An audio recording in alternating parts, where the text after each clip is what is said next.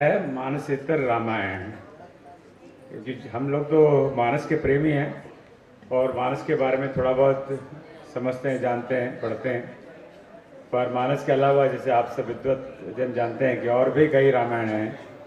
तो उसी विषय पर अगला सत्र है मानसेतर रामायण। तो इस सत्र में 6 वक्ता हैं। रूपाली कापरे जी, नीलम जयंती जी, विजया कृष्णन है। आप आगे ठीक। नो 100% अटेंडेंस है। हमारा हमने 5 मिनट टाइम कैच कर लिया, 25 मिनट लेट है।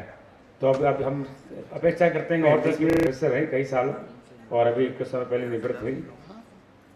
इस संसार में एक ही व्यक्ति है जिसने 5 रामायण कॉन्फ्रेंस अटेंड किए हैं, वो है श्री कामेश्वरी। तो इस रामायण अधिवेशन के बारे में अगर कोई जानकारी, आप संपूर्ण जानकारी आपको जाननी हो, आंखों देखा हाल तक कामेश्वरी बता सकते हैं। मैं भी नहीं बता सकता क्योंकि मैं खुद पहले में नहीं गया। निवृत्त होने के बाद में ये लगातार रामचंद्र भवन से लगी हुई है, पहले से जुड़ी हुई हैं, और हमेशा किसी न किसी विषय पर, किसी वस्तु पर बात करती रहती हैं। हमारे कई सारे रिसर्च प्रोजेक्ट्स चल रहे हैं, लेखन का चल रहे हैं, उनमें बहुत में इन्वॉल्व है। तो बाकी सब वक्ताओं से निवेदन करूंगा कि संक्षेप में बस आपका अपना नाम के साथ नाम तो बताएंगे कामेश्वर जी, आप कहाँ से आई हैं और अपना बिल्कुल संक्षेप में परिचय दें ताकि समय की बचत हो सके और लोगों को पता लग सके कहाँ से आए हैं। मिनट में ओम जी के बारे में बोलना चाहूंगी कि ये एक ऐसे महान आत्मा है जो प्रथम अंतर्राष्ट्रीय रामायण अधिवेशन में जिसने इसी समान प्रपत्र पढ़ा था, आज 5वें अंतर्राष्ट्रीय सम्मेलन में एक अध्यक्ष के रूप में इस कुर्सी पर बैठा है। तो उस महान व्यक्ति के बारे में सोचिए कि उन्होंने कितना हमको बढ़ावा दिया और हमको प्रेरित किया कि हम आज इस अवस्था में पहुंचे हैं। तो राम राम ओम जी। और आप सब पंचम अंतर्राष्ट्रीय रामायण अधिवेशन भोपाल के आयोजक परिषद के अध्यक्ष आदरणीय ओम प्रकाश जी गुप्ता जी, अधिवेशन के कार्याध्यक्ष रघुनंदन शर्मा जी, यहाँ के सत्राध्यक्ष अभी श्री कामेश्वरी जी, और सभी आप रामायण भक्त।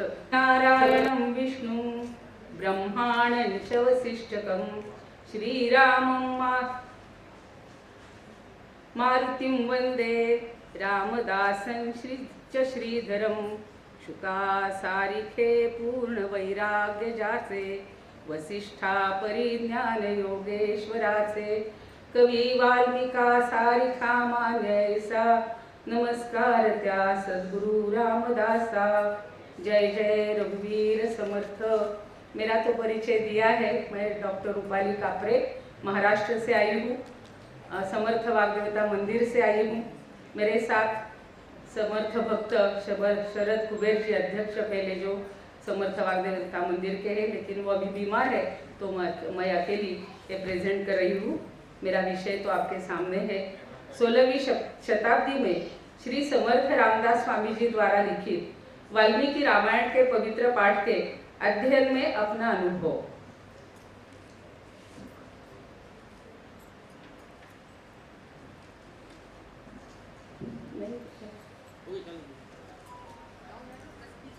किया प्रेस आ गया तो नहीं बदलेगा ना। हाँ, यहाँ पे भी बदलना। हाँ, मेरे निबंध की रूपरेखा आपके सामने है। श्री समर्थ रामदास स्वामी जी का थोड़ा सा परिचय दे रही हूँ। समर्थ हृदय नाना साहेब तथा श्री शंकर श्री कृष्ण देव श्री समर्थ वाग्देवता मंदिर के संस्थापक, उनका परिचय। श्री समर्थ वाग्देवता मंदिर का परिचय। रामायण रामदासेन लिखितम वाल्मीकि रामायण का परिचय। पांडुलिपि अध्ययन की प्रक्रिया, अनुसंधान के सोपान, परिष्कृत ग्रंथ का स्वरूप और अनुसंधान की भावी दिशा, ये हमारे विषय है। इसके साथ मैं बोल रही हूँ अभी। समर्थ रामदास कौन थे? आप में से कई जानते होंगे, लेकिन समर्थ रामदास स्वामी, इनका नाम पहला तो नारायण था, लेकिन रामदास या रामदास स्वामी या समर्थ नाम से आपको जाना जाता है। एक भारतीय संत, दार्शनिक, कवि, लेखक और आध्यात्मिक गुरु थे। उनका जन्म रामनवमी के दिन जाम गांव में महाराष्ट्र में 1608 में हुआ। उनका पहला नाम था नारायण। नारायण बचपन से ही चिंता करे तो विश्वासी यानी विश्व की चिंता करते थे। विवाह समारोह के समय पंडित जी का शुभ मंगल सावधान, ये सावधान शब्द सुनकर लग्न मंडप से वो निकल पड़े और 12 वर्ष की आयु में पंचवटी नासिक के पास चले गए। नासिक के पास टाकड़ी नाम का एक छोटा सा गांव था, वहां उसी स्थान पर उन्होंने तपस्या की। 1620 से 1632 तक 12 वर्ष तपस्या की। अब 14 साल की उनकी जब आयु हुई, उस वक्त उन्होंने 1720 श्लोकों का पृष्ठों की पोथी रची है, श्री वाल्मीकि रामायण। ये जो पोथी मिली, कैसी मिली, किसी ने प्राप्त की, इसके बारे में भी हमने जानना जरूरी है। समर्थ हृदय नाना साहेब तथा शंकर श्री कृष्ण देव श्री समर्थ वाग्देवता मंदिर के संस्थापक, उन्होंने बीड़ मठ में ये रामदास की रामायण की जो पोथी है वो प्राप्त की थी, मैन्युस्क्रिप्ट्स, और वो लोकमान्य बाल गंगाधर तिलक तथा राष्ट्रपिता महात्मा गांधी जी के निजी सहायक थे। 1902 में स्वराज्य तथा स्वदेशी के प्रसार और प्रचार हेतु उन्होंने सत्कार्य तेजक सभा की स्थापना की। समर्थ रामदास स्वामी के हस्तलिखितों का संकलन, संरक्षण तथा संशोधन कार्य किया। 1935 में श्री समर्थ वाग्देवता मंदिर की स्थापना की। उन्होंने 121 ग्रंथों का प्रकाशन तथा लोकार्पण किया है। उनके पास बहुत है कहने के लिए उनके बारे में, लेकिन ईश्वर भक्ति, गुरु भक्ति तथा राष्ट्र भक्ति के त्रिवेणी संगम उनके जीवन में हमें दिखाई देता है। और उन्होंने ये जो कार्य किया है, ये बहुत बड़ा कार्य है। अभी समर्थ वाग्देवता मंदिर की उन्होंने जी स्थापना की, उसके बारे में बताती हूँ कि ये हमने जो कार्य किया है उसका प्रधान कार्यस्थल कौन सा है। ये समर्थ वाग्देवता मंदिर हस्तलिखित, वहां पे 200 से 600 वर्ष पुरातन हस्तलिखित वहां पे उपलब्ध है। संस्कृत भाषा के 800 से अधिक हस्तलिखित वहां पे है। मराठी, हिंदुस्तानी, गुजराती, मारवाड़ी, कानड़ी, उर्दू तथा अन्य प्रादेशिक भाषाओं के भी हस्तलिखित वहां पे है। 4 लाख पत्रों का क्षेत्र 10 कोटि चौरस सेंटीमीटर से भी अधिक है। कवि कुलगुरु कालिदास संस्कृत विश्वविद्यालय की संलग्नता उसे प्राप्त हुई है। National manuscript mission new Delhi के सहयोग से डिजिटलाइजेशन का कार्यक्रम भी लिया है। अभी जो मेरा विषय है, रामायण रामदासेन लिखितम वाल्मीकि रामायण। पहले मैंने बोला था कि रामदास को पहला नाम नारायण था, लेकिन रामदास नाम से ही पुकारते थे और राम नाम से ही पुकारते थे। इसलिए इस पोथी का, ये ग्रंथ का नाम उन्होंने रामायण यानी रामदासेन लिखितम वाल्मीकि रामायण। ये ग्रंथ जो है, ये हमारे वाग्देवता मंदिर की अधिष्ठात्री देवता है। प्रभु रामचंद्र जी की असीम कृपा तथा महर्षि वाल्मीकि और समर्थ रामदास जी के आशीर्वाद से समर्थ हृदय नाना साहेब देव जी का स्वप्निल संकल्प रामायण प्रकल्प के माध्यम से संपन्न हो रहा है। हमें बहुत खुशी हो रही है। अभी जो ये प्रकल्प पूरा होने जा रहा है, लेकिन उसके लिए हमने क्या क्या किए, कैसा उसका नियोजन किया, ये मैं अभी बताती हूँ। रामायण रामदासेन लिखितम वाल्मीकि रामायण, इस पांडुलिपि का क्रमांक है 653। लेखन काल है शक 1544, सन है 1622। ये सब लिखावट कागज पे है। साइज है 10.5 से बाय 6 इंच और पूरा लेखन देवनागरी लिपि में है, लेकिन उसकी वैशिष्ट्य यह है कि महुआ लिपि या मोड़ी लिपि बोलते हैं, उसका प्रभाव उस पे है।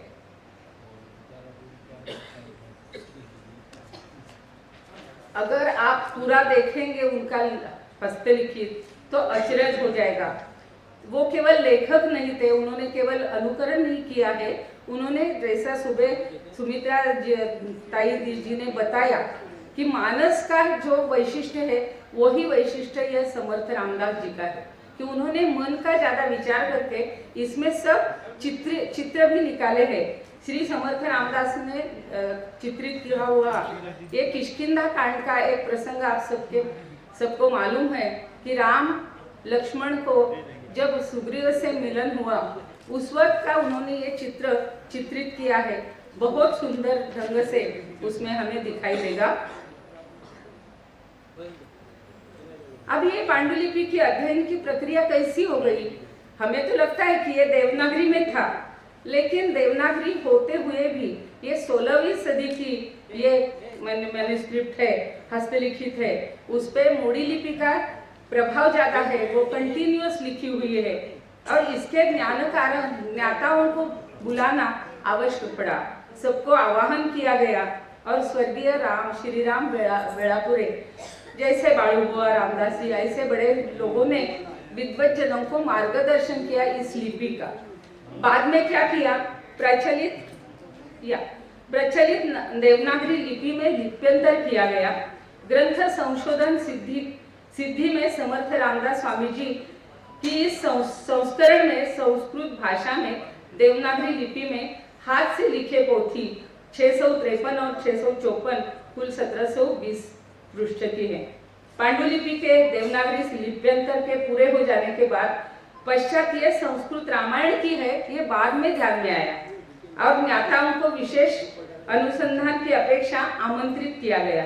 विभिन्न विश्वविद्यालयों के संस्कृत ज्ञाताओं को बुलाया, उनकी एक परिषद ली, बाद में सभा भी ली और ये सब पांडुलिपि का पूरा भी उसकी प्रक्रिया क्या की, कैसी की, अनुसंधान के सोपान क्या है, ये मैं आगे बताती हूँ। प्रचलित देवनागरी में पुनर्लेखन किया, कंटिन्यूअस है, वो तो पढ़ने को किसी को नहीं आता था। बाद में उसका संगणकीय मुद्रण किया। उनकी लेखन शैली के बारे में ई बुक में हमारे डिटेल्स दिए हैं, अभी मैंने वो टाइम के लिए मैंने बताती हूँ। और समीक्षा इसमें सर्ग का सारांश लिखा है, क्योंकि सभी को पूरा पढ़ने को जैसे सर ने एक छोटी सी पुस्तिका निकाली है वैसा सारांश पढ़ेंगे तो भी हमें थोड़ा सा उस कांड का सब ध्यान में आता है। और सर्ग का सारांश लिखने के बाद समीक्षणात्मक टीपा भी लिखी है, जैसा कंबुग्रीव, काकुत्स आदि। और भावानुवाद मराठी और अंग्रेजी दोनों में किया, क्योंकि मराठी भाषिक थोड़े हैं और जो इंटरनेशनल लेवल पे अगर उसका अभ्यास करना है तो अंग्रेजी में करे, इसलिए इसका अंग्रेजी में भी अनुवाद किया, उसकी टिप्पणी दिए।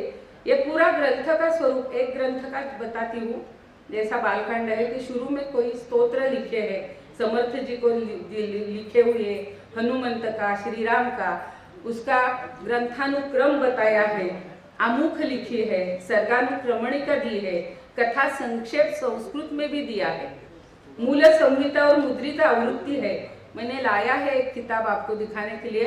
समीक्षणात्मक टीपाएं लिखी है, संक्षेप सूची दी है, टीपा भावानुवाद मराठी, कथा संक्षेप मराठी, अंग्रेजी कथा संक्षेप और अंग्रेजी भावानुवाद और अंततः स्तवन किए हैं।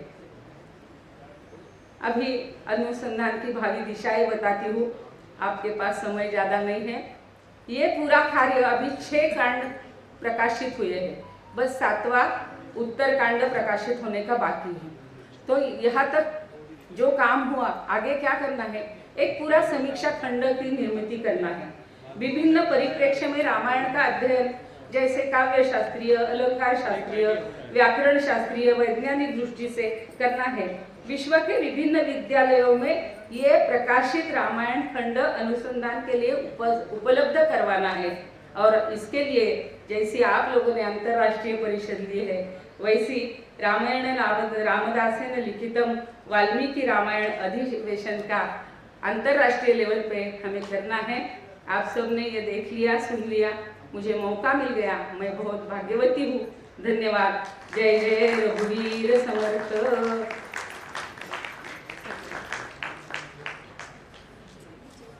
नीलम जैन जी, जो पौमचर्यम में लवकुश के बारे में हमें बताएंगी। मैं हृदय से आभारी हूँ ओम गुप्ता जी की। 40 वर्ष पहले शोध हुआ था, लेकिन सबसे पहले इसका विवरण, इसके प्रसंग मैंने इन्हीं के मंच पर दिए और ये पुस्तक रूप में आई। मैं इनके लिए हृदय से साधुवाद। ये प्राकृत में राम कथा है। इसका नाम पौमचर्यम पड़ता है। इसमें 8000 जो उपलब्ध कृति है, 8651 श्लोक इसके अंदर है, 118 पर्व है, 7 सर्ग हैं। इसकी सबसे प्राचीनतम कृति जो आज मिलती है वो राजा जयसिंह ने भड़ौज नगर में 1151 ईस्वी में लिखवाई थी। इस पुस्तक में से मैंने लवकुश प्रसंग इसलिए लिया है, प्राय जितनी भी रामायण मैंने अपने शोध ग्रंथ में पढ़ी थी तो प्रसंग लगभग समान है। यही हुआ है कि जिस संप्रदाय से प्रेरित होकर, धर्म से प्रेरित होकर, क्षेत्र काल से प्रेरित होकर लिखी गई उसकी छाप कहीं उसका दर्शन उन कृतियों में हो जाता है। मुझे एक प्रसंग लवकुश जो इसमें विविधता लिए हुए है, कुछ मनोवैज्ञानिक स्वाभाविक लगा है, वो मैंने लिया है। सीता का जननी रूप कुछ प्रछन्न सा मुझे लगता था।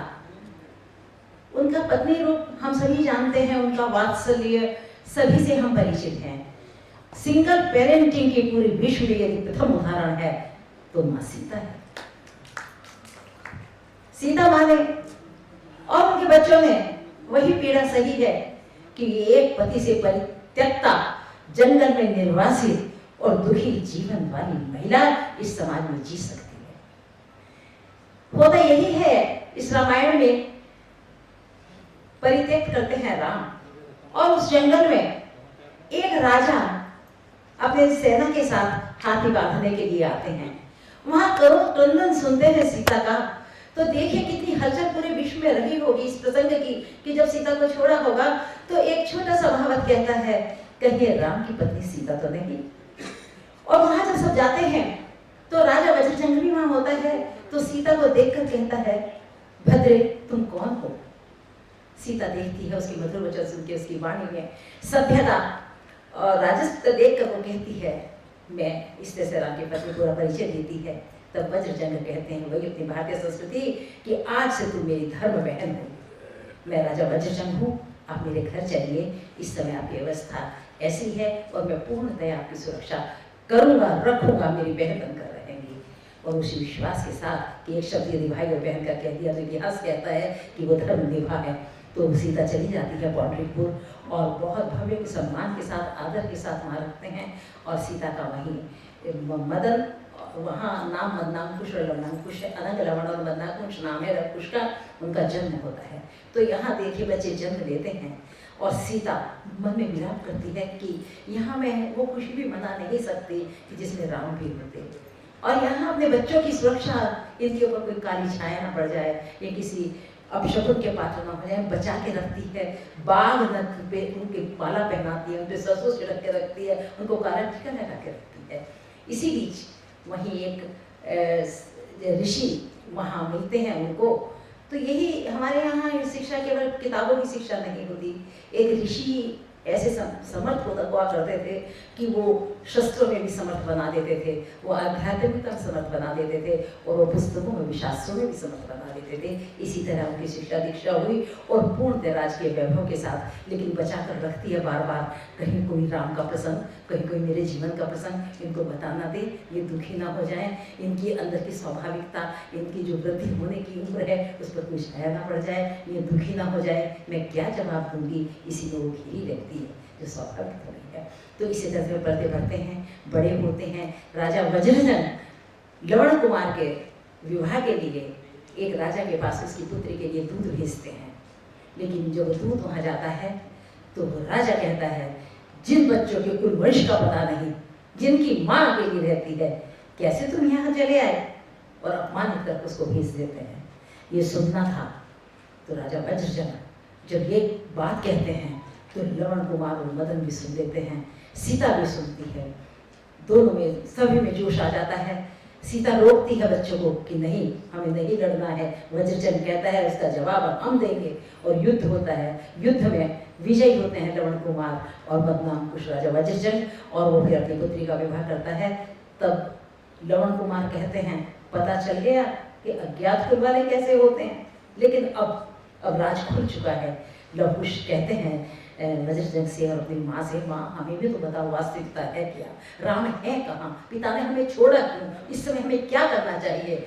तो सीता कहती है कि नहीं नहीं नहीं, कुछ नहीं करोगे तुम, जो हो गया सो हो गया, हम यही रहेंगे, अभी आप इस बारे में कुछ भी मत बोलिए। लेकिन लवण कुमार कहते हैं कि नहीं, हम जिसने मेरी माँ का, अब आप हमारे सर्वस्व हैं, आपका जिसने अपमान किया है वो हमारा पिता भी क्यों ना हो, हम उससे बदला लेंगे, हम उसको सबक सिखाएंगे। और वो चढ़ाई करते हैं। राजा वज्रचंद उसके साथ जाते हैं, लेकिन जब ज़्यादा ही चारों तरफ हलचल हो जाती है तो एक बहुत बड़ी सेना, जगह जगह के राजा इधर उधर दोनों आते हैं। जब राम और लक्ष्मण को पता चलता है कि साकेत पर कोई युद्ध करने वाले आए हैं, तो वे कहते हैं किसकी मृत्यु आई है, कौन किसने यम को ललकारा है, लेकिन उन्हें कुछ नहीं पता होता कि ये लव और कुश हैं। तो युद्ध बहुत तेजी पे होता है, सारी सेना को लव कुश तबाह कर देते हैं। राम और लक्ष्मण को आना पड़ता है, वो अपनी ध्वजा के साथ अपने रथ सारथियों के साथ आते हैं, लेकिन लव और कुश के अमोघ बाण उनके भी रथ को छद्म कर देते हैं। लक्ष्मण चक्र चलाते हैं, लेकिन चक्र भी निरुपाय होता है। तब लक्ष्मण उनके एक बाण से आहत हुए पड़े हुए हैं घायल। वे कहते हैं इस रामायण में वो बलदेव और नारायण हैं, महापुरुष हैं, पूज्य पुरुष हैं। बलदेव राम को कहते हैं और नारायण लक्ष्मण को कहते हैं। तो कहते हैं कि अरे हम तो नाम के बलदेव नारायण हैं, दुनिया में दूसरे बलदेव नारायण कहाँ से आ गए। इतना जब शौर्य दिखाते हैं तो पूछने को विवश होते हैं। तब जाकर वो जो ऋषि हैं वो बताते हैं कि हे राम, तुम्हारा कोई भी शस्त्र भी नहीं चलेगा, क्योंकि ये तुम्हारे पुत्र हैं। कोई भी, ये प्राचीन ग्रंथों में आता है कि अपने निकट रिश्तेदार पर, अपने रक्त संबंधियों पर कभी ब्रह्मास्त्र अमोघास्त्र चलते नहीं थे। तो इस तरह से उनका मिलन होता है, और जब मिलन होता है तो सभी सीता के पास भी आते हैं। तभी भीषण, सुग्रीव, हनुमान सब लेने जाते हैं, लेकिन राम उन्हें वहाँ नहीं आने देते। लवण और कुश के साथ सीता आती है, लेकिन राम उन्हें साकेत के बाहर जो महेंद्र उद्यान है वहीं कह देते हैं। और जब राम के सामने सीता वही महेंद्र उद्यान में है तो सभी कहते हैं कि राम इनको घर ले चलिए, ये पूरी पवित्र हैं। तो राम कहते हैं नहीं, बिना परीक्षा दिए ये नहीं आएगी। तो सीता तेजस्विता से कहती है कि मुझे अगर जंगल में कभी खा जाता तब क्या होता, ऐसा निष्ठुर मैंने नहीं देखा। और वही वहाँ अग्नि परीक्षा का निर्णय लेती हुई कहती है कि बताइए मैं क्या करूँ, मैं फांसी लगाऊँ, क्या करूँ, मैं तुला पर चढ़ जाऊँ, मैं लोहे की छड़ छूँ, मैं अग्नि में प्रवेश करूँ, मैं विश्वान करूँ, बोलो क्या करूँ। बोलो तुम अग्नि परीक्षा दो। और वहीं ये सारा प्रसंग होता है और लव कुश वहाँ उनके साथ चले जाते हैं। लेकिन परीक्षा के बाद सीता नहीं आती, और जब लव कुश वहाँ चले जाते हैं, लव कुश राज्य करते हैं, सीता साध्वी बन जाती है। और लव कुश का यहाँ जो प्रसंग है, जो अद्भुत प्रसंग है कि वो वहाँ राज्य करते हैं और अपने राज्य का विस्तार करते हैं, उनके विवाह भी होते हैं, और इस प्रकार वो योग लेकर अंत में मोक्ष धाम को प्राप्त होते हैं। इसका प्रसंग बहुत बड़ा है, आप इस पुस्तक से पढ़ेंगे तो बहुत रोचक और स्वाभाविक लगेगा। धन्यवाद। नमो नमः। जय श्री राम। श्री समर्थ रामदास जी के स्वहस्ताक्षर लिखित वाल्मीकि रामायण युद्ध कांड की प्रमुख विशिष्टता मेरे आज के निबंध का यह विषय है। मैं डॉक्टर अरुंधति सुधाकर जोशी सरनाई। पूजन्तं राम रामेति मधुरम मधुराक्षरम आरुह्य कविता शाखाम वंदे वाल्मीकि कोकिला। कविता में डाली पर बैठकर मधुर अक्षरों वाले राम राम मधुर नाम का पूजन करने वाले वाल्मीकि रूपी कोयल की मैं वंदना करती हूँ। राष्ट्र संत श्री समर्थ रामदास जी को मेरा विनम्र अभिवादन तथा सभी राम भक्तों को मेरा सादर प्रणाम। रामेण रामदासेन लिखितम वाल्मीकि रामायणम यह ग्रंथ मेरे निबंध का प्रमुख आधार है। श्री समर्थ जी प्रतिभाशाली दृष्टा एवं राष्ट्र संत थे। आप प्रभु रामचंद्र जी के अत्याधिक भक्त होने के नाते संभवतः सेवा भाव से आपने अपने हस्ताक्षर में संपूर्ण वाल्मीकि रामायण लिखा। यह मूल रचना महाराष्ट्र के धुले नगर में श्री समर्थ वाग्देवता मंदिर इस संस्था ने बड़े प्रयास से संभाल के रखी है। वाल्मीकि रामायण के अन्य ग्रंथ में युद्ध कांड के 128 सर्ग है। श्री समर्थ जी की रचना में 142 सर्ग है, मतलब 14 सर्ग आपकी स्वनिर्मित है। युद्ध कांड पर विचार व्यक्त करने का मुख्य उद्देश्य यह है कि इस कांड के अनेक महत्वपूर्ण कथानक, प्रसंग, विचार समाज सम्मुख आए तथा उन पर विचार मंथन हो, उनकी सत्यासत्य का निर्णय हो तथा उससे प्राप्त हुआ नवनीत सबके सामने आए। यह कांड रसपान करने वाले पाठकों को आनंद देने वाला भी है। नवरसों के हिंडोल से झोंके लेते लेते अंत में शांत रस में विश्राम दिलाने वाला है। सभी लोगों की हिम्मत बढ़ाने वाला है, प्रेरणा देने वाला है, प्रेम सुधा बरसाने वाला और वीरों को हर्षाने वाला भी है। हनुमान जी ने सीता खोज का कार्य तो पूरा किया, फिर भी श्री राम जी चिंता में डूब गए कि हम सब ये महासागर लांघ कर लंका में कैसे जाए। उस समय सुग्रीव जी ने उन्हें धैर्य दिया, उनका पौरुष पराक्रम जगाया और वानरों के सामर्थ्य का, विशेष रूप से हनुमान जी के सामर्थ्य का अंदाज दिया। साथ में यह सागर लांघने के लिए उसकी प्रार्थना करने का सुझाव भी दिया। यहाँ से इस कांड का आरंभ होता है। इस आरंभ में ही कवि की असाधारण काव्य प्रतिभा का दर्शन होता है।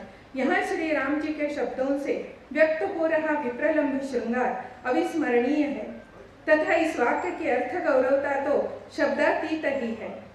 न मे दुखम प्रिया हरे न मे दुखम हृदय सा। सर्ग 7 श्लोक 16वां।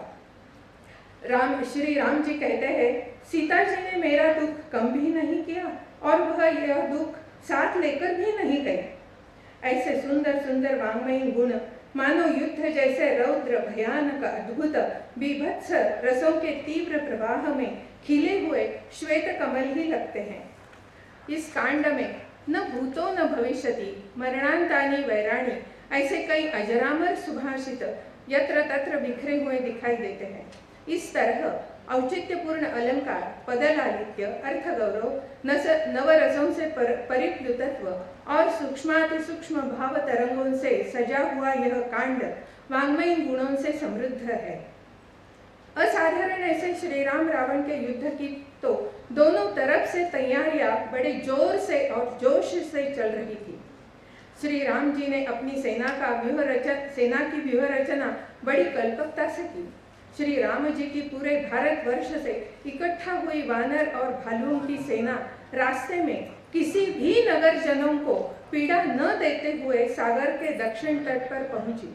यहाँ दो विशेषताएं नजर आती है, एक अखंड भारत की सनातन संकल्पना और दूसरी बात श्री राम जी का सत्य पक्ष और उनके असाधारण सद्गुण। ऐतिहासिक, काल भी न भूलने वाला ऐसा यह युद्ध शुरू हुआ। आरंभ में कई द्वंद्व युद्ध शुरू हुए। इन द्वंद्व युद्ध का वर्णन करने वाला 43वां सर्ग मानो लगता है कि युद्ध भूमि से चालू स्थिति का यथार्थ वर्णन यानी कि रनिंग कमेंट्री ही है। रावण के कई शूर सामर्थ्यशाली योद्धा सजीव पुत्र मारे जाने लगे। तब रावण की आज्ञा से कुंभकर्ण को जगाया। वह जब रावण के महल की तरफ जा रहा था तब उसका पर्वत शिखर जैसा मस्तक और उस पर उतना ही शानदार मुकुट, उसका अति प्रचंड भयानक रूप देखकर वानर सेना तो घबराकर भागने लगी। तब विभीषण जी ने श्री राम जी से कहा कि इस सेना को कहिए वह मायावी राक्षस है, घबराइए नहीं। श्री समर्थ जी ने यहाँ मायावी राक्षस कहा है, लेकिन रामायण के अन्य ग्रंथ में कुंभकर्ण के लिए यंत्र राक्षस यह शब्द आता है।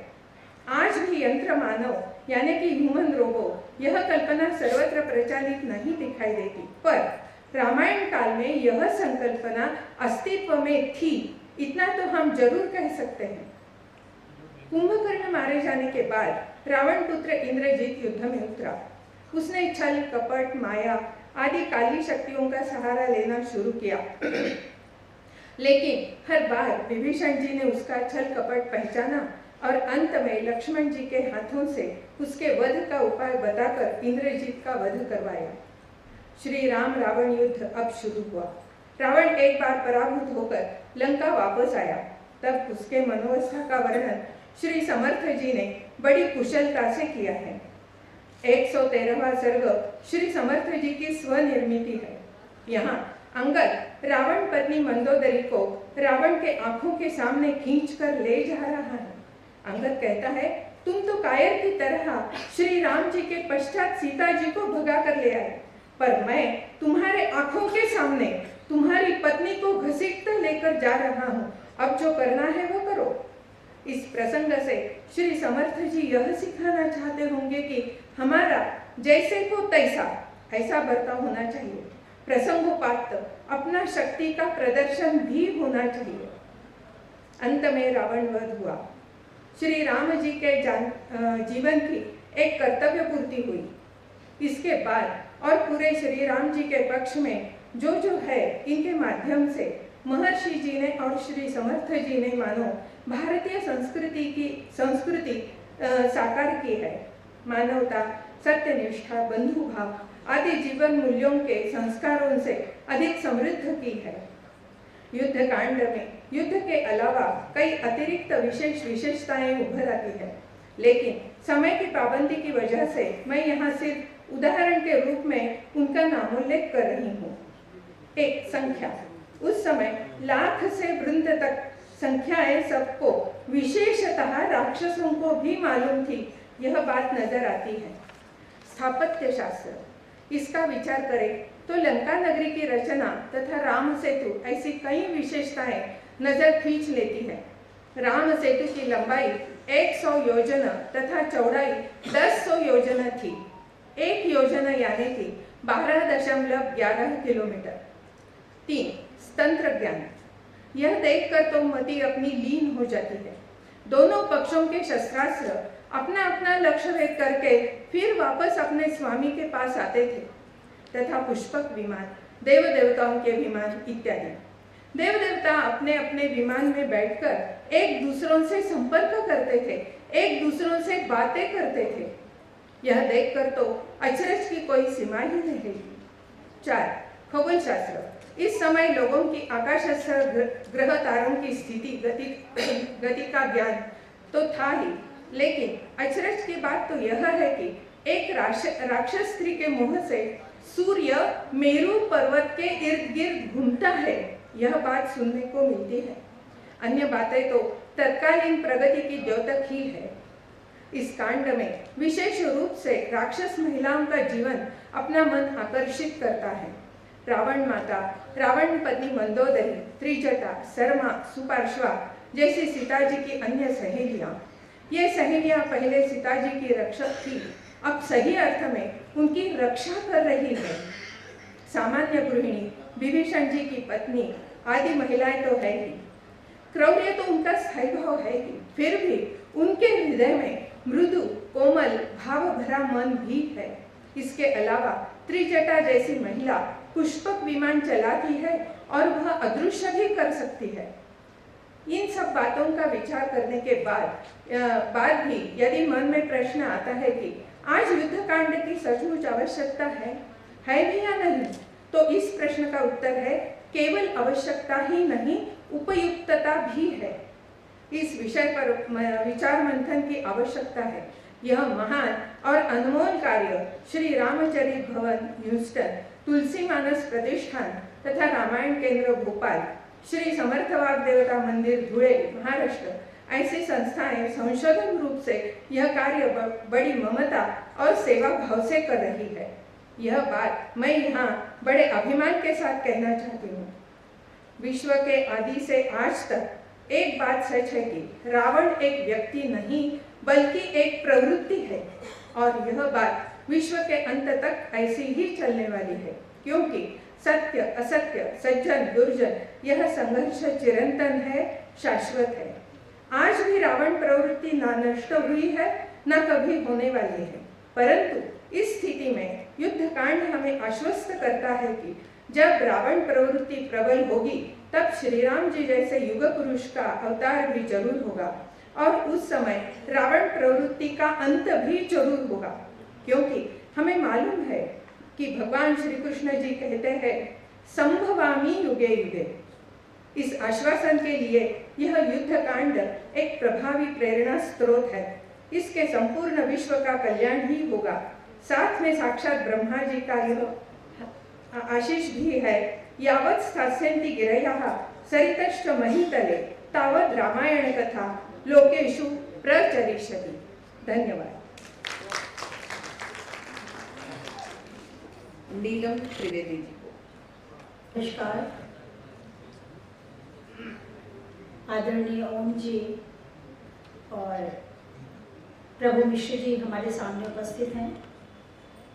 कोटि कोटि धन्यवाद जिनके कारण मुझे ये मंच मिला। रामायण सतरूप अपारा। विभिन्न प्रकार की रामायण आपने पढ़ी, सुनी, देखी होंगी। जैसा कि अभी पूर्व सत्र में हम सुन चुके हैं कि सभी ने अपनी क्षेत्रीय भाषाओं में भी रामायण की रचना करी। मैं समझती हूँ यहाँ पर ये कहना पर्याप्त होगा कि जो मानस की कथा भूमि को विस्तार मिला, उसमें जो ग्रंथ प्रमुख रूप से कहे गए हैं वो है आदि कवि वाल्मीकि रामायण, दूसरा दामोदर मिश्र का हनुमान नाटक, जयदेव का प्रसन्न राघव और अध्यात्म रामायण। ये चार ऐसे ग्रंथ हैं जिन्होंने रामचरितमानस को कथा वस्तु दी, इतिवृत्त दिया। लेकिन मैं देखती हूँ कि कोई भी ग्रंथ जब जन मन को प्रिय होता है तभी उसकी सार्थकता है और तभी वो प्रसिद्धि प्राप्त करता है।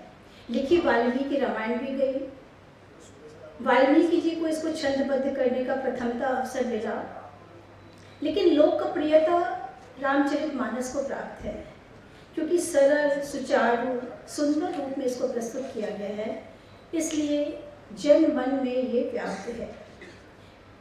जो मेरा शोध का विषय है वो ये है कि वाल्मीकि रामायण और रामचरितमानस, इनमें क्या सूक्ष्म अंतर हैं। जब हम पढ़ते हैं कोई भी ग्रंथ तो हम पढ़ते जाते हैं, लेकिन मेरा ध्यान इस ओर आकृष्ट नहीं होता कि इसमें भी कुछ अंतर हो सकता है। दोनों कभी कभी पर्याय मान लिए जाते हैं। ये लगता है कि संस्कृत ग्रंथ है और ये अवधि में लिखा हुआ है, तो इसमें जो सूक्ष्म अंतर है उसको मैंने खोज के निकालने का प्रयास किया है। यही मेरे शोध का विषय है।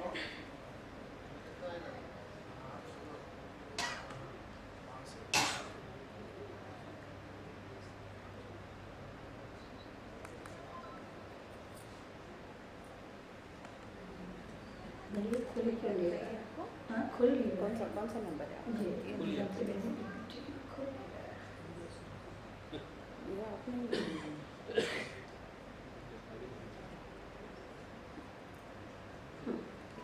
हाँ, ये इसमें आपको दो एक चौपाई दिख रही है और एक श्लोक दिख रहा है। ये हमारे सुंदर कांड में जिस समय सीता के जीवन का सबसे करुण क्षण है, उस क्षण के दो वर्णन हैं। प्रथम मैं इसको लेती हूँ वाल्मीकि रामायण को। गृहीत्वा प्रेक्षमाणा स भर्तु कर विभूषितम भर्तारमिव संप्राप्तम जानकी मुदिता भवत। कि जब सीता जी को मुद्रिका मिलती है और अपने पति की जो कर में विभूषित थी वो मुद्रिका मिलती है, उसको प्राप्त करती हैं, तो वो ऐसा लगता है उनको कि उनको भर्ता ही प्राप्त हो गए हैं, वो बहुत प्रसन्न होती है। ये वाल्मीकि रामायण में प्रस्तुत है। दूसरा है कपिकर हृदय विचार दीन मुद्रिका डारितव चकित चित्तव मुंदरी पहचानी हर्ष विषाद हृदय अकुलानी। प्रथम कहते हैं कपि ने हनुमान जी ने बहुत विचार विमर्श किया कि सीता जी बहुत दुखित हैं, तो उन्होंने उस मुद्रिका को डाल दिया। जब उन्होंने उस मुद्रिका को उठाया तो चकित चित्तव मुंदरी, वो इतनी चकित होती हैं, हर्षित होती हैं, विषाद छोड़ उनका हृदय अकुला जाता है और वो प्रसन्न होती है। जाने कितने संचारी भाव श्री गोस्वामी तुलसीदास ने रामचरितमानस में वर्णित कर दिए। तो जो प्रस्तुत करने का एक कवि का विश्लेषण करने का जो एक कवि का तरीका होता है, जो एक ढंग होता है, वो वाल्मीकि रामायण और तुलसीदास के ये अंतर पाया जाता है। ये हमारे सुंदरकांड का था। नेक्स्ट हमारा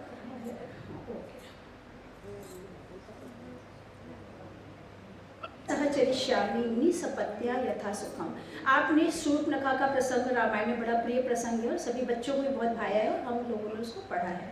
अब वहाँ पे जो शूर्पणखा प्रस्तुत होती है तो वाल्मीकि रामायण ने उसको वासक सज्जा नायिका के रूप में नहीं प्रस्तुत किया है, वो अपने ओरिजिनल रूप में वहाँ सामने आती है जो उसका रूप है, और वो वहाँ पर आके कहती है कि मैं इसको खा जाऊंगी और मैं सौत को खाकर तुम्हारे संग सपत्नी की तरह विहार करूंगी और सुखपूर्वक रहूंगी।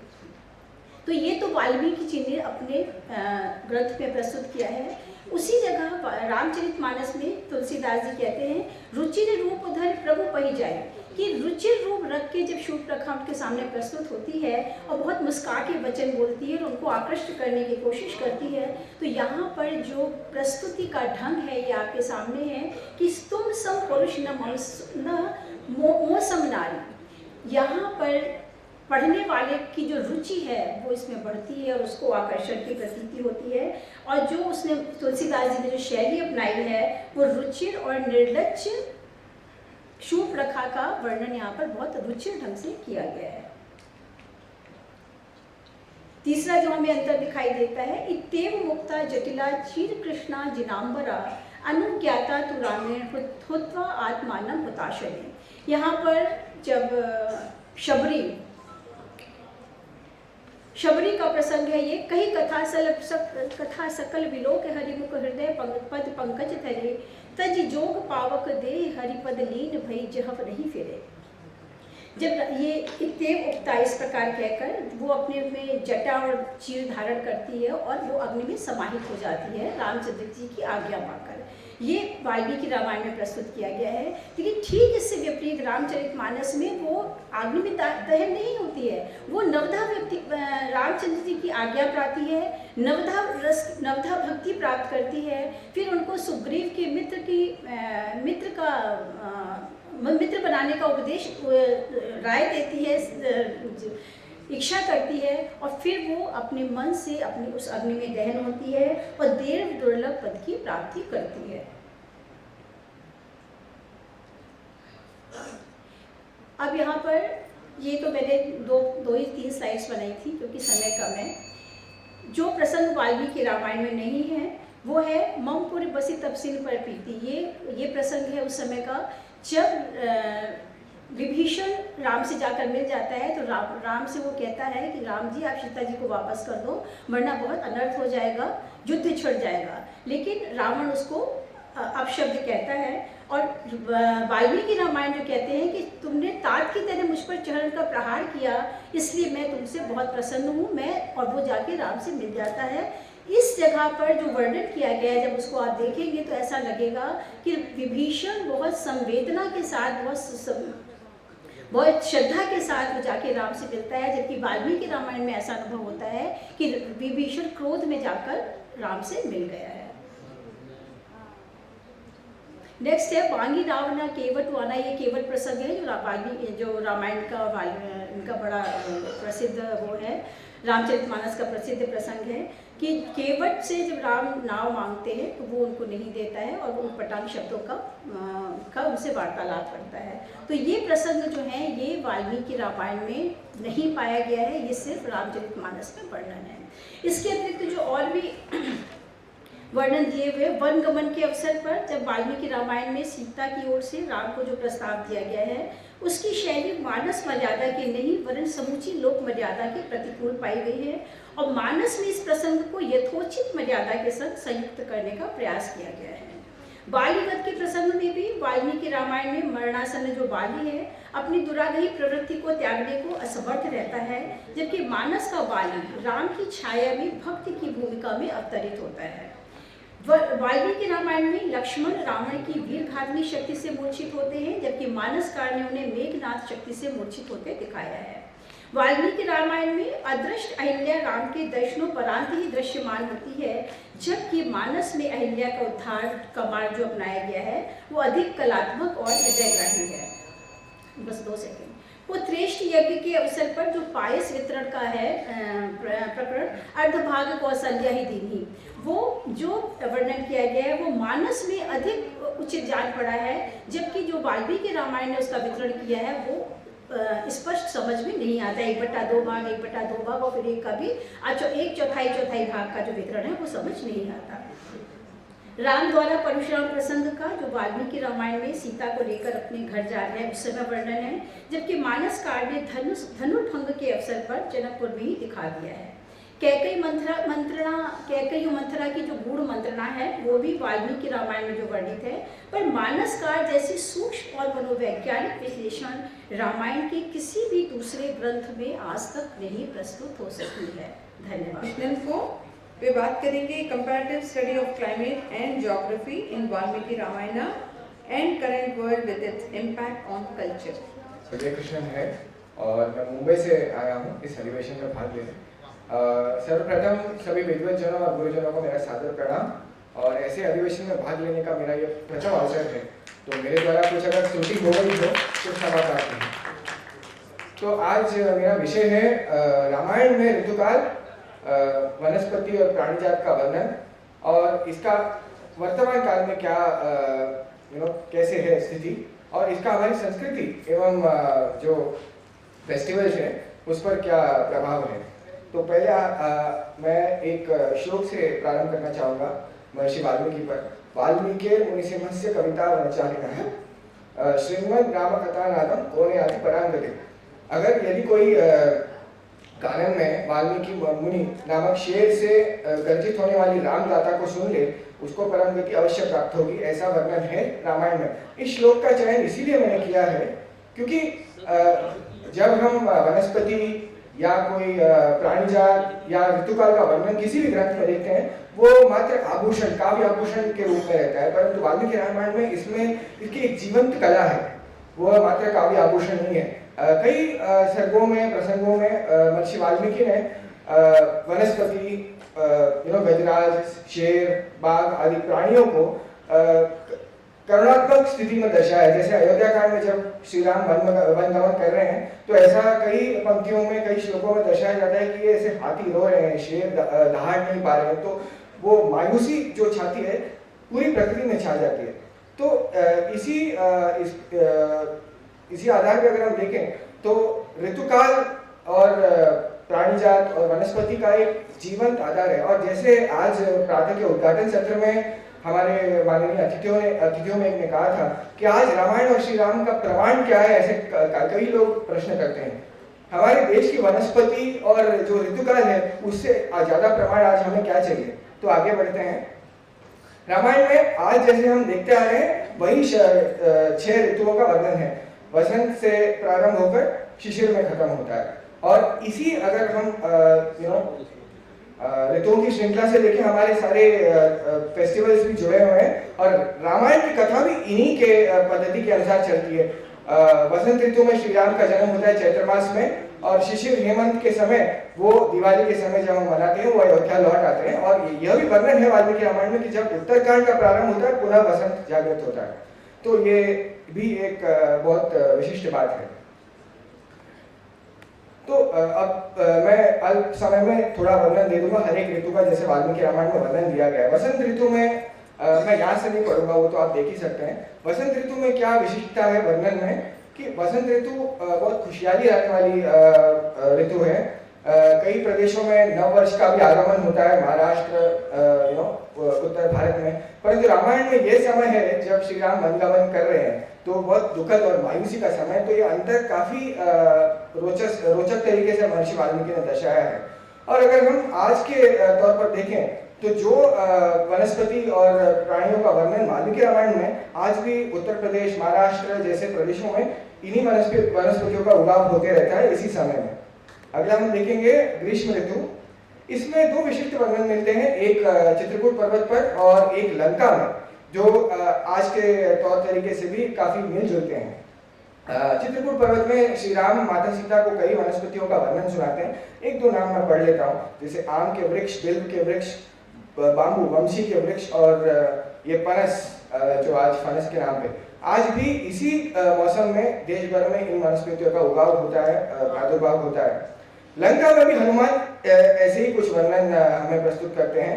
और हमारे शोध के समय हमने ये पाया कि ग्रीष्म ऋतु श्रीलंका में अभी भी पीक टूरिस्ट सीजन माना जाता है, जब काफी लोग जाकर रामायण की भी टूर करते हैं, रामायण के स्थलों की। आगे वर्षा ऋतु, इस पर मैं जरा गौर करना चाहूंगा, क्योंकि हमारे शोध के अनुसार हमारा ये मानना है कि वर्षा ऋतु रामायण की ऋतु है। दो कारण है इसके लिए। एक ऐसा वर्णन में भी मिलता है वाल्मीकि रामायण में कि श्री राम ने वर्षा ऋतु को काफी दिलचस्पी से चाहा होगा। एक श्लोक यहाँ पे मैं पढ़ना चाहूंगा उन्हीं के वाक्य से। तो वर्षा ऋतु का वर्णन श्री राम कैसे करते हैं, वो कहते हैं लक्ष्मण से, ये वो समय है जब माता सीता का अपहरण हो चुका है, तो वो कहते हैं नवमास धृतम गर्भम भास्करस्य गभस्तिभिः पीत्वा रसम समुद्राणाम यौ प्रसूते रसायनम। अर्थात कार्तिक से आषाढ़ महीने तक सूर्य ने जो जल छिपा के रखा है समुद्र से, वह मेघों से वर्षा हो रही है अमृत के रूप में। तो तुलना है माता के गर्भ में जो नवजात शिशु 9 महीने तक रहता है उससे तुलना है, ऐसे रोचनात्मक तुलना है। और इसमें हमें ये क्या जानना है, जब ये ऐसे रोचक वर्णन कर रहे हैं उनके मन में इतना दुख छाया हुआ है क्योंकि माता सीता का अपहरण हो चुका है। इसका और एक प्रसंग है जब वे खड़कती हुई बिजली को माता सीता का उपाधि देते हैं और जो गरजती बारिश है उसको माता सीता के आंसुओं से वो कंपेयर करते हैं। और ऐसा भी नहीं है कि ये सिर्फ काव्यात्मक विश्लेषण है, महर्षि वाल्मीकि हमें कुछ प्रैक्टिकल विजडम भी देते हैं। एक तो श्री राम के वचनों से ही प्रस्तुत होता है जब वे सुग्रीव से कहते हैं कि वर्षा के 4 महीने श्रवण से कार्तिक तक तुम कार्य रोक कर रखो, कार्तिक के आने के बाद हम माता सीता का खोज करेंगे। और दूसरा एक और महत्वपूर्ण प्रसंग है राजा रोमपाद का प्रसंग जो बालकांड में आता है, जिससे हमें आज के तौर पर क्लाइमेट चेंज की संदेश बहुत पहले ही मिल जाती है। वहाँ जब धर्म के कुछ अधर्म के कारण 12 वर्षों तक इंद्र वर्षा नहीं करते हैं अंग देश में, जब तक ऋषि ऋषिशृंग नहीं आते हैं अंग देश में वर्षा नहीं होती। और ये बहुत महत्वपूर्ण प्रसंग है जिससे श्री राम का अवतार भी बाद में संभव होता है। शरद ऋतु में पुनः अगर हम देखें तो 2 मूड्स हैं। एक तो शरद ऋतु के हम वास्तविक रूप को देखें तो नए पौधे उगाते हैं, कुमुद के पुष्प उगाते हैं, परंतु ये हमारी संस्कृति में ये भी माना जाता है कि शरद ऋतु is a season of longing. जब चरवाक पक्षियों के थ्रू इसे वाल्मीकि रामायण में दर्शाया गया है, बिछड़े हुए जो दंपति है उनकी एक काव्यात्मक रूप से दर्शाया गया है। तो माता सीता को हनुमान और श्री राम दोनों चरवाक पक्षी के रूप में देखते हैं जो बिछड़े हुए जोड़ी हैं उस समय। और आज भी दक्षिण भारत के कुछ प्रदेशों में यह एक कस्टम है जहाँ नव वधू वर को चरवाक पक्षियों को दिखाया जाता है, so that they have a blessed married life. अंत में जब हम विंटर की बात करें, हेमंत और शिशिर ऋतुओं की बात करें, वैसे तो ये ऋतुएं काफी दुविधाजनक होती हैं ठंडी के कारण। लक्ष्मण तो कहते हैं श्री राम प्रभु ये आपके सबसे प्रिय ऋतु है, तो राम कहते हैं यह तो बहुत दुखदायी ऋतु है, हिमालय में सूर्य भी नहीं दिख रहा है और गोदावरी की पानी अभी भी एकदम ठंडी है। और ये मैंने खुद महसूस किया पिछले महीने जब जनवरी में मैं नासिक गया तो गोदावरी के पानी में पाँव नहीं रख पाया वो स्नान करने के लिए। तो लेकिन इसकी दूसरी पहलू देखिए, इसी हेमंत के अंत और शिशिर की शुरुआत में वो मकर संक्रांति नव अग्रहायण जो बोलते हैं, श्री राम उसे नव अग्रहायण कहते हैं, जब प्रकृति अपनी सारी संपदा मनुष्य को प्रदान करती है, संक्रांति का संक्रमण होता है और मानव समुदाय काफी खुश रहता है। और इसी समय शिशिर के होते होते पूरी तरह से जो ठंडी के मौसम में वो चली जाती है और किंशुक भल्लाटक जैसे वृक्ष और पुष्प पुष्पित होते हैं। और इन्हीं का उपयोग आज भी महाशिवरात्रि जैसे पर्वों में किया जाता है। अब हम आते हैं ब्रीफली वनस्पति और प्राणी, उनके how to conserve biodiversity in the world. इसका वर्णन हमें बहुत रोचक रूप से मिलता है। इनफैक्ट जंगलों को भी 4 रूपों में विभाजित किया है वाल्मीकि मुनि ने, जैसे आप देख रहे हैं। और जहाँ तक वनस्पति की बात है, इसमें 2 पहलू है। एक वनस्पति जो अलंकृत करती है प्रकृति को, दूसरी जिनकी औषधि रूप में उपयोग होता है, जो हम देखते ही हैं। काफी मूल प्रसंग है रामायण में, जब लक्ष्मण आघात हो जाते हैं इंद्र जी द्वारा, तब मृत संजीवनी को लेके आकर इसका एक बहुत प्रसंग दिखाया जाता है, महत्वपूर्ण प्रसंग दिखाया जाता है। और एक और प्रसंग है चित्रकूट पे, जब राम आश्रम बनाते हैं। आजकल ये जब हम घर बनाते हैं इस पे गौर नहीं करते हैं, जब पर जब श्री राम लक्ष्मण को आश्रम बसाने को कहते हैं तो काफी स्पेसिफिक रूप से कहते हैं कि ऐसे वृक्षों के निकट अपना आश्रम बसाओ जिससे हमारे स्वास्थ्य में वर्धन होगी। तो उनका नाम है किंशुक और भल्लाटक। Even today research proves that the flowers and the blossoms of these trees have antimicrobial and anti-respiratory disease properties. That's what we found through our research. Now, to conclude, what is तो इस पूरे शोध का अंत क्या है? तो अगर हम देखें तो रामायण की कथा ही हमारे कई पर्वों और उत्सवों की एक श्रृंखला है। चैत्र मास में हम श्री रामनवमी से शुरू करते हैं और दिवाली तक शरद ऋतु में उनका पुनरागमन होता है, जैसे मैंने पहले बताया। इसमें एक बहुत महत्वपूर्ण पहलू है। श्रवण से कार्तिक का जो महीना है, जैसे जिस चतुर्मास में श्री राम ने सुग्रीव को रोका था, उसका प्रभाव आज भी हमारे देश में कई प्रदेशों में दिखता है। महाराष्ट्र में जैसे आषाढ़ से लेकर देवोत्थान एकादशी तक वो एक व्रत पर्व माना जाता है। वहाँ बहुत उत्साह या विवाह या मंगल कार्य नहीं किए जाते, भक्ति और श्रद्धा में समय बिताया जाता है। इसका एक रोचक प्रसंग हमें केरल में मिलता है, जहाँ आषाढ़ के महीने को, जुलाई अगस्त to be very precise, Ramayana मास के नाम से जाना जाता है। इसके 3 कारण हैं जो आप देख रहे हैं। माना जाता है इसी पर्व में लव और कुश ने रामायण का गान शुरू किया था। कर्कटक मास कहा जाता है क्योंकि श्री राम का जन्म कर्कटक लग्न में हुआ था, और यह भी मानना है कि दक्षिणायन की शुरुआत इस महीने से होती है। तो इस महीने में केरल में यह माना जाता है कि भारी वर्षा के कारण फसल मिट जाते हैं, तो सब घर में बैठ जाते हैं और समय कैसे बिताएं। आज मोबाइल है, यूट्यूब है, OTT है, लेकिन हमारी सांस्कृतिक धारणा के अनुसार वे मानते थे कि रामायण का पाठ और जाप करना काफी सुखदायी होगा। तो 1 महीना भर हर घर में दीप जलाकर केरल के मलयाली रामायण, अध्यात्म रामायण का प्रसंग होता है। और विद्यालय और महाविद्यालयों में कई कॉम्पिटिशन्स भी होते हैं। पूरा महीना एक उत्सव की तरह ही दिखता है, परंतु श्रद्धा और भक्ति से। तो आई कम टू माय कंक्लूजन्स। तो अगर हम देखें, रामायण एक अयन है, एक जर्नी है, और वो जर्नी किसकी है? परम पुरुष प्रभु श्री राम की और माता सीता जो प्रकृति की स्वरूप है। तो श्री राम का उद्देश्य ही उस प्रकृति रूपी माता सीता का रक्षा करना है। तो इससे हमें आज क्लाइमेटिक चेंज और बायोडाइवर्सिटी का मैसेज मिलता है।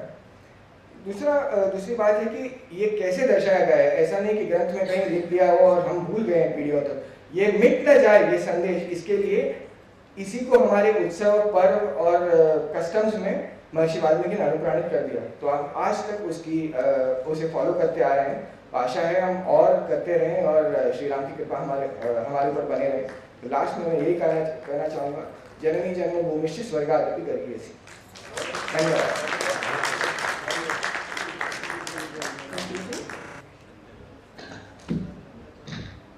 Last but not the least, तो एक श्लोकी रामायण और नारद मुनि पर बात करेंगी इंदु सारस्वत जी। हमारे सदन रामचरितमानस प्रेमियों की जय हो और हमारी विजय हो।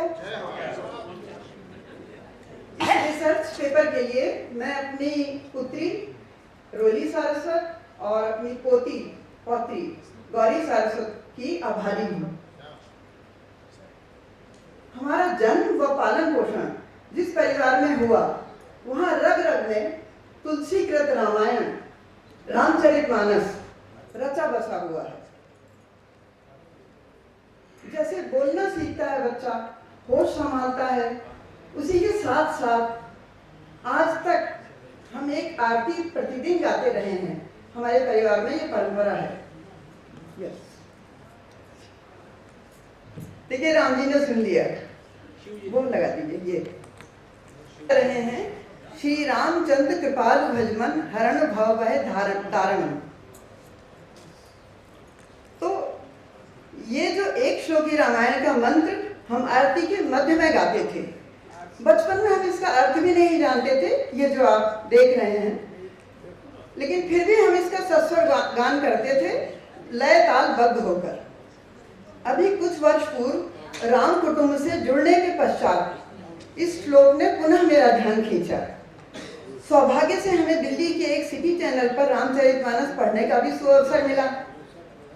तब इस पवित्र मंत्र की मीमांसा का अवसर मिला। अपूर्व अतुलनीय आनंद हुआ और मन को बेहद शांति मिली कि मंत्रोच्चारण की शक्ति कितनी प्रबल है और इसका अर्थ हमें जानने की जिज्ञासा हुई। प्रारंभ में अभी मानवी जी भी बता रही थी कि मंत्रोच्चार का क्या महत्व है और राम का या भजन का, तो उसी से संबंधित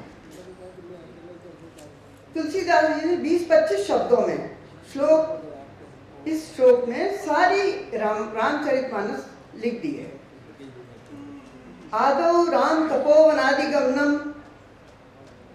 हत्वा मृगम कांचनम वैदेही हरणम जटायु मरणम सुग्रीव संभाषणम बाली नुग्रहणम समुद्र तरणम लंकापुरी दाहनम पश्चात रावण कुंभकर्ण हननम एतद्धि रामायणम।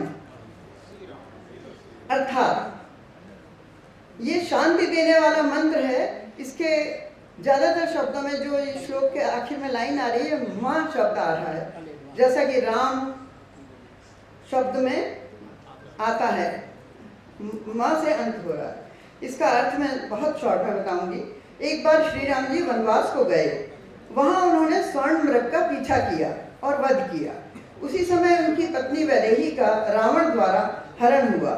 सीता जी की रक्षा करते हुए पक्षीराज जटायु ने अपने प्राण गंवाए और सुग्रीव से श्री राम जी की मित्रता हुई। उसके पश्चात उसके दुष्ट भाई बाली का वध किया गया, समुद्र पर पुल बनाकर पार किया गया, लंकापुरी का दहन हुआ, तत्पश्चात रावण व कुंभकर्ण का वध हुआ। यही पूरी रामायण की संक्षिप्त कहानी है। जो तुलसीदास जी ने हमें महामंत्र दिया है वह समस्त तापों, दुखों को और तनाव को दूर करने वाला है। परंतु वर्तमान समय में आप देखिए कितना तनावपूर्ण जीवन है।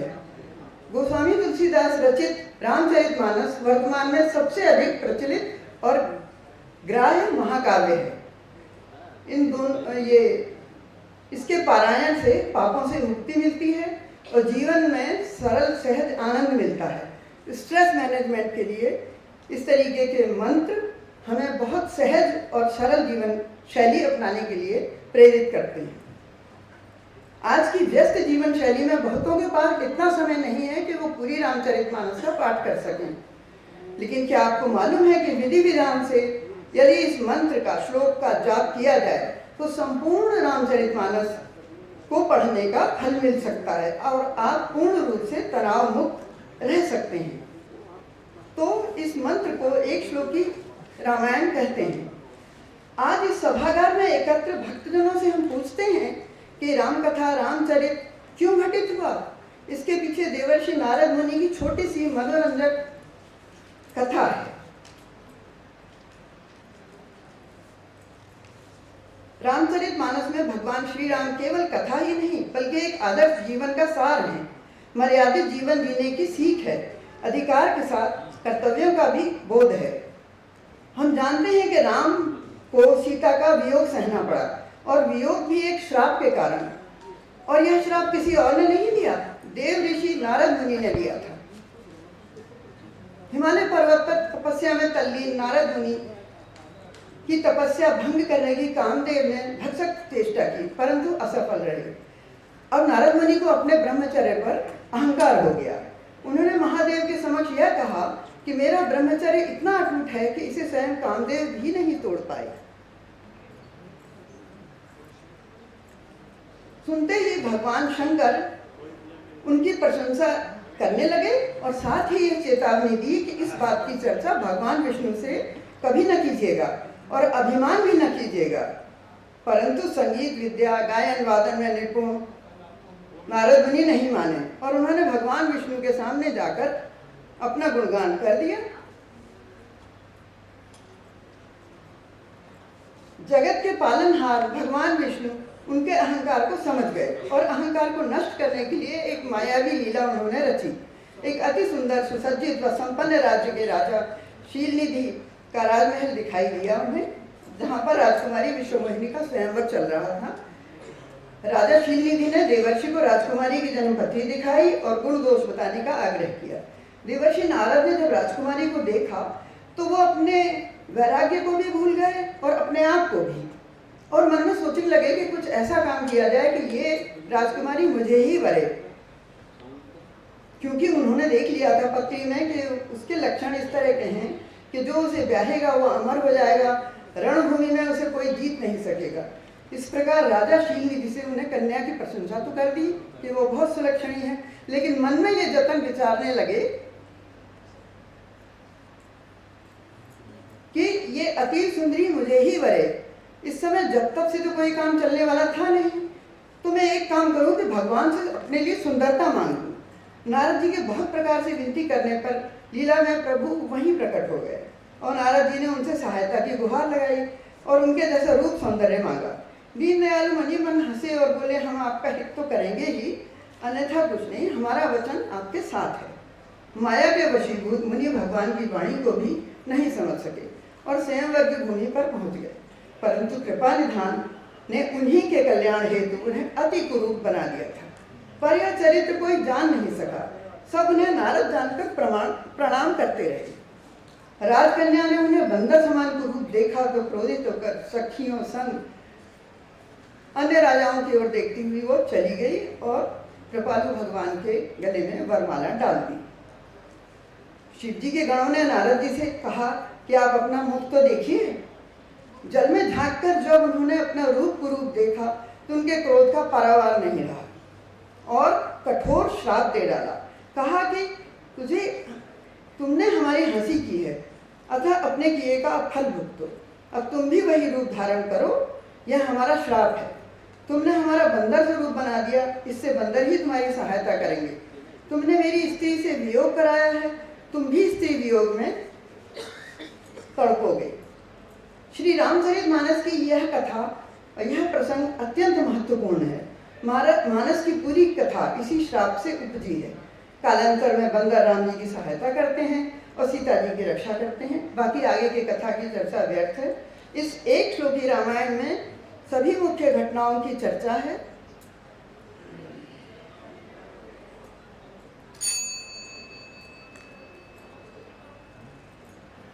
और इसको श्रद्धानुसार अगर 11 बार, 21 बार या 108 बार भी हम रोज पाठ करें तो हमें बहुत पुण्य का फल मिलेगा। और आजकल के तनावपूर्ण जीवन में स्ट्रेस दूर भगाने के लिए मंत्रोच्चार से अच्छी कोई शक्ति है नहीं। और आप लोग अगर इस मंत्र का उच्चारण करते हैं तो बहुत बहुत आनंद और सुख की प्राप्ति होगी। गीत संगीत से जुड़े रहिए, मंत्रोच्चार करिए। आदौ राम तपोवनादिगमनम हत्वामृगम कांचनम वैदेही हरणम जटायुमरणम सुग्रीव संभाषणम बाली निग्रहणम समुद्र तरणम लंकापुरी दाहिनम पश्चात रावण कुंभकर्ण हरणम एतद्धि रामायणम। जय श्री राम।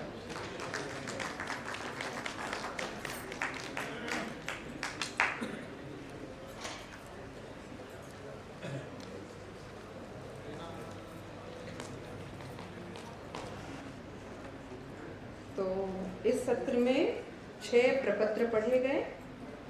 सभी मानसेतर रामायण पर लिखे गए थे और वास्तव में इन शोधार्थियों ने, मैं कहूँगी जो प्रस्तुतकर्ता हैं, उन सभी के विषय निराले थे। सभी ने दिए गए समय की मर्यादा को बनाए रखा और वास्तव में ये शोध विषय हैं और इन पर केवल 10 मिनट का समय दिए जाने पर उन्होंने अपनी तरफ से प्रस्तुति तो कर दी, परंतु इस पर अभी भी बहुत सा शोध कार्य बाकी है। इस पर हम और भी अध्ययन कर सकते हैं और ये मंथन के भी विषय हैं। और इन्होंने जिस तरह से अपने विषय प्रस्तुत किए हैं उसके लिए मैं आप सभी लोगों को प्रशंसा करती हूँ। ऐसे अधिवेशनों में ही हमें इन निराले विषयों को सुनने का और उन पर विचार विमर्श करने का भी सौभाग्य मिलता है। और ओम जी को धन्यवाद देना चाहूँगी जिन्होंने मुझे इस सत्र की अध्यक्षा के रूप में चुना। एक बार पुनः सभी लोगों का प्रणाम और धन्यवाद। तो जिन लोगों ने प्रपत्र प्रस्तुत किए हैं उनको सर्टिफिकेट दिए जाएंगे। तो जो भी इस सत्र के प्रस्तुतकर्ता थे वो सभी यहाँ पे आ जाएं। रूपाली जी, नीलम जैन, अरुंधति जोशी, नीलम त्रिवेदी, विजय कृष्णन, इंदु सारस्वत, 3 लोग तो यहाँ हैं, 3 लोग जो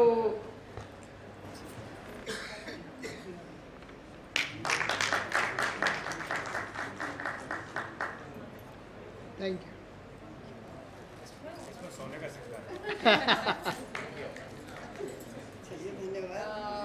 विजय कृष्णन,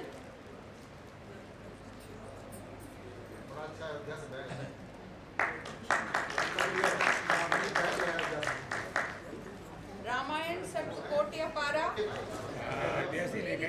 मेरी फोटो ले लीजिए।